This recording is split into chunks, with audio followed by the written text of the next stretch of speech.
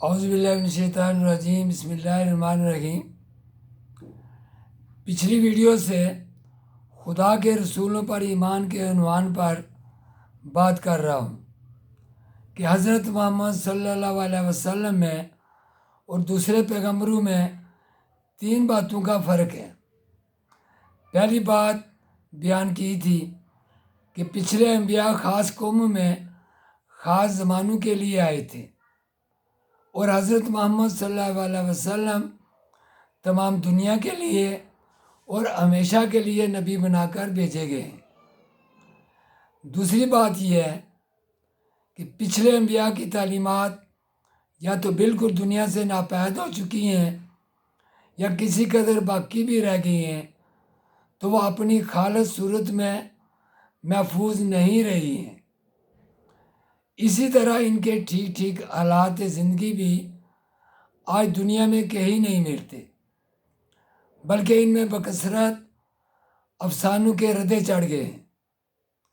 اس وجہ سے اگر کوئی ان کی پیروی کرنا چاہے بھی تو نہیں کر سکتا، بخلاف اس کے حضرت محمد صلی اللہ علیہ وسلم کی تعلیم، آپ کی سیرت پاک، آپ کی زبانی ہدایات، آپ کے عملی طریقے، آپ کے اخلاق، عادات، خصائل، غرض ہر چیز دنیا میں بالکل محفوظ ہے۔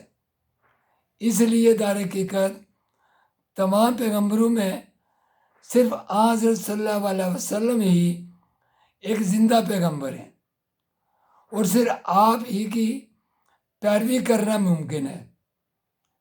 تیسرا یہ کہ پچھلے انبیاء کے ذریعے سے اسلام کی جو تعلیم دی گئی تھی وہ مکمل نہیں تھی۔ ہر نبی کے بعد دوسرا نبی آ کر اس کے احکام اور قوانین اور ہدایات میں ترمیم و اضافہ کرتا رہا، اور اصلاح و ترقی کا سلسلہ برابر جاری تھا۔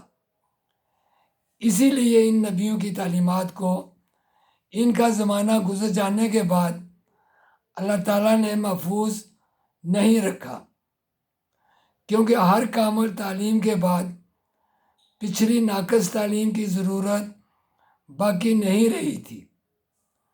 آخر میں حضرت محمد صلی اللہ علیہ وسلم کے ذریعے سے اسلام کی ایسی تعلیم دی گئی جو ہر حیثیت سے مکمل تھی۔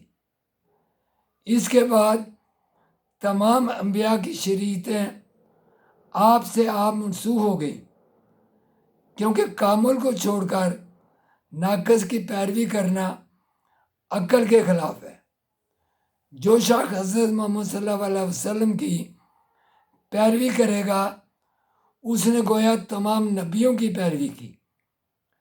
اس لیے تمام نبیوں کی تعلیم میں جو کچھ بھلائی تھی وہ سب حضرت صلی اللہ علیہ وسلم کی تعلیم میں موجود ہے، اور جو شخص آپ کی پیروی چھوڑ کر کسی پچھلے نبی کی پیروی کرے گا وہ بہت سی بھلائیوں سے محروم رہ جائے گا، اس لیے کہ جو بھلائیاں بعد میں آئی ہیں وہ اس پرانی تعلیم میں نہ تھیں۔ ان وجوہ سے تمام دنیا کے انسانوں پر لازم ہو گیا ہے کہ وہ صرف حضرت محمد صلی اللہ علیہ وسلم کی پیروی کریں۔ مسلمان ہونے کے لیے ضروری ہے کہ انسان حضرت صلی اللہ علیہ وسلم پر 3 حیثیتوں سے ایمان لائے۔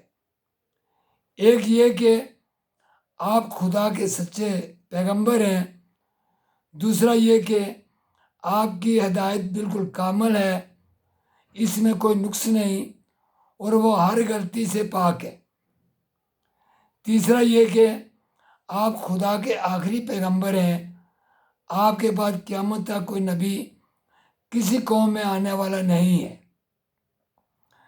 نہ کوئی ایسا شخص آنے والا ہے جس پر ایمان لانا مسلمان ہونے کے لیے شرط ہو، جس کو نہ ماننے سے کوئی شخص کافر ہو جائے۔